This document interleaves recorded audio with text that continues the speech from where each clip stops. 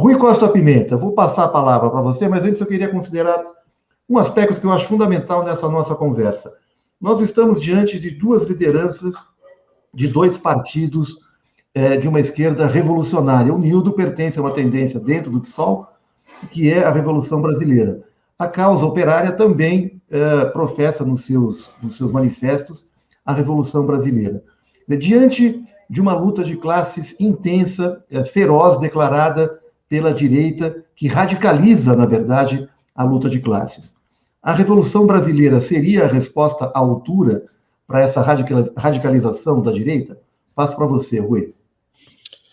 Bom, boa noite a todos. Eu acho que, vendo assim os primeiros momentos do programa, que a expectativa é de uma análise que vá além da análise mais imediata da conjuntura, né?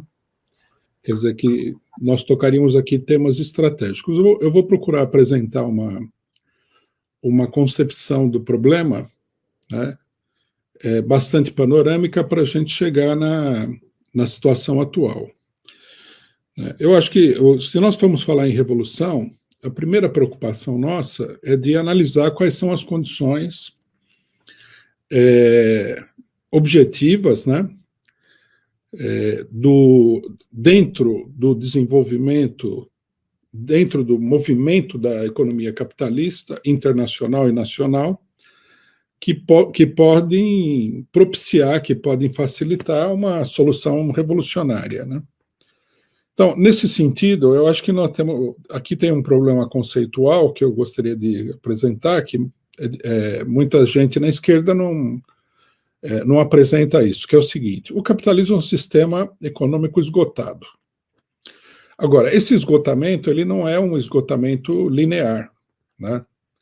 Nós tivemos aí um completo esgotamento, o sistema manifestou seu completo esgotamento no século passado, antes da Segunda Guerra Mundial e na Segunda Guerra Mundial. A crise de 29 foi uma espécie de ataque cardíaco que o regime capitalista teve. Aí nós atravessamos um período, né, que para nós é um período bastante longo, onde o capitalismo conseguiu uma determinada estabilidade, né? Isso deu lugar a muitas teorias direitistas, a direitização de vários partidos de esquerda e tudo mais. Mas esse período de estabilidade ele se encerrou definitivamente na década de 1970, 50 anos atrás. Os últimos 50 anos têm sido anos de uma vida bastante convulsiva do capitalismo, né? Nós tivemos aí um período de grandes mobilizações, né? O final da década de 70 foi um período de grandes mobilizações revolucionárias. Nós tivemos a Revolução no Irã, nós tivemos a Revolução polonesa, nicaragüense, etc.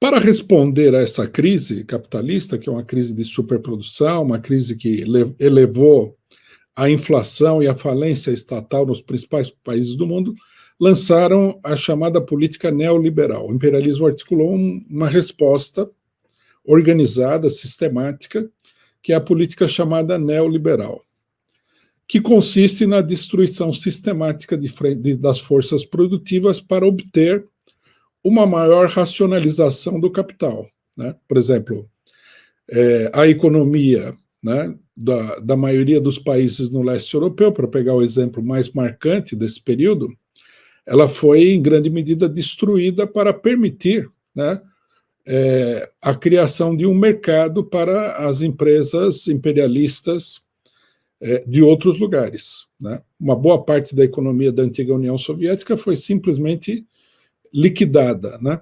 Isso aconteceu também em países capitalistas como os Estados Unidos, né? Países capitalistas desenvolvidos, países imperialistas, em países atrasados como o Brasil. O Brasil sofreu uma retração nos últimos 30 anos, industrial da ordem de 25%, né? Quer dizer, nós estamos diante de uma grande calamidade econômica que é organizada pelo capitalismo. Os capitalistas, né, o imperialismo mundial, organiza essa catástrofe econômica, que é muito grande, e ele organiza isso na forma de uma grande destruição, né? Resumidamente, é nesse panorama que a gente vê a situação política brasileira. Isso levou, né, essa política que se inicia na década de 1980, levou, no início desse século aqui, a uma situação revolucionária em vários países da América Latina. Nós tivemos aí o Argentinaço, né, que foi uma situação revolucionária, embora a classe operária, o grosso da classe operária argentina não tivesse participado, mas a desestabilização foi muito profunda, provocada pelas massas operárias desempregadas e tal, cuspidas para fora do funcionamento normal do sistema capitalista. Nós tivemos aí uma insurreição na Bolívia, que derrubou 2 governos, né? E isso deu lugar a uma solução não propriamente revolucionária socialista, mas uma solução intermediária, que foi a eleição de vários partidos, né, e lideranças da esquerda moderada, que eu classificaria como sendo nacionalismo burguês, nos países, em vários países da América Latina, que buscaram, né, sem quebrar, né, a mola mestra do sistema econômico, procuraram dar impor uma certa contenção da devastação econômica existente, né?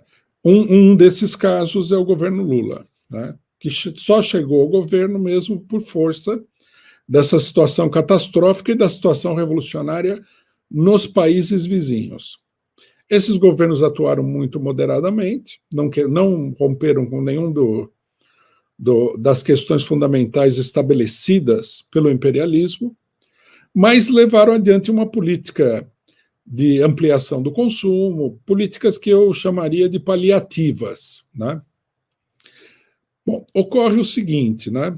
O que nos leva à situação atual, que mesmo essas políticas paliativas, elas são insustentáveis do ponto de vista do retrocesso econômico capitalista. O capitalismo esperou que a situação se desenvolvesse, que esses partidos não conseguissem dar nenhuma solução mais geral, né, que nós poderíamos chamar aqui de estrutural aos problemas desses países, ou seja, que eles fracassassem para retomar o controle da situação. O problema é que a situação é tão aguda, né, é tão crítica, que esses partidos tiveram inúmeras vitórias eleitorais e não conseguiram perder efetivamente a sua popularidade no terreno em que eles se colocaram. Isso deu lugar, né, a uma retomada pelo imperialismo da política de golpes de Estado, né?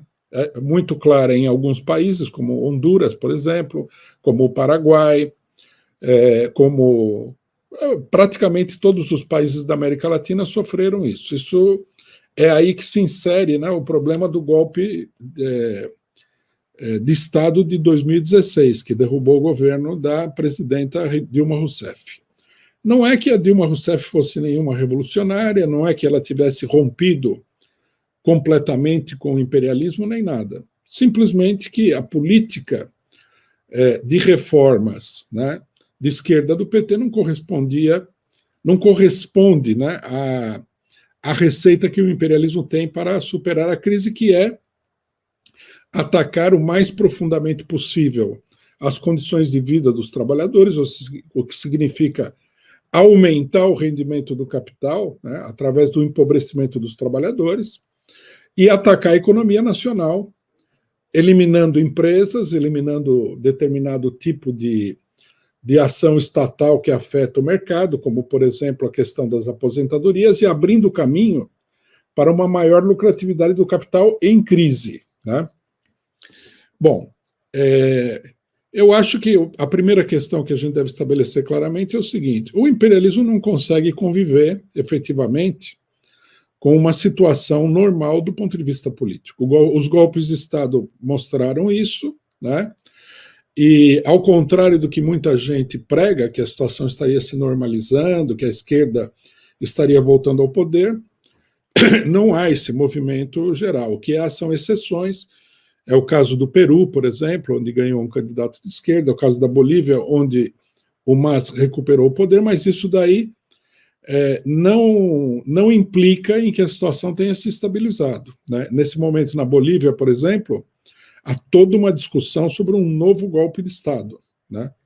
O próprio governo Arce, que é um governo mais moderado ainda do que o governo do Evo Morales, lançou aí um grito de alerta sobre a possibilidade do golpe de Estado na Bolívia. Então, nós estamos vivendo nessa situação, né? O capitalismo, o imperialismo, que controla a política dos países atrasados como o Brasil, ele vê como solução para o problema a devastação econômica, que é a política que foi colocada em prática pelo Temer e a política que foi colocada em prática pelo Bolsonaro, né? A política de concessões aos trabalhadores, à população pobre dos governos do PT não serve para isso daí. Por isso o PT não pode ser governo e por isso também, na medida em que esses partidos de esquerda são muito grandes, o problema da democracia, em qualquer sentido que a gente possa pensar, né? Quer dizer, a troca de governos através das eleições e tudo mais, fica extremamente comprometida. Daí o altíssimo grau de ameaça golpista que tem no Brasil hoje, né? Você mencionou aí os tanques, né? Eu acho que aquilo lá é mais uma pirotecnia do Bolsonaro, uma pirotecnia política, mas é muito sintomática do clima e da situação que nós vivemos no país, que tem um regime que é completamente tutelado pelos militares. Bom, dentro desse quadro, né, como é que a gente pode ver as perspectivas revolucionárias, que me parece é o tema central do debate aqui, né? Eu acho que a situação ela é favorável, né, a um desenvolvimento revolucionário, que, na minha opinião, né, tem como ponto central, tem como eixo, o desenvolvimento de uma força política, de um partido que seja capaz, né, de impulsionar as tendências revolucionárias e, num dado momento, de tomar o poder, efetivamente, que é uma tarefa muito complexa. Teria que ser feita por um partido que estivesse bem preparado. Qual é o grande problema, né? Que eu diria, inclusive, que é uma espécie de enigma para a esquerda brasileira? É o PT. Né? Na minha opinião, o grande problema a ser resolvido na situação política nacional é a superação da política do PT. Ao contrário do que muitos pensam, o PT não é um cachorro morto. O PT é um partido que tem aí, digamos assim, que tem uma autoridade política, ainda que limitada, diante de amplas massas e do grosso do ativismo político de esquerda, inclusive na classe média, nos sindicatos e na classe média.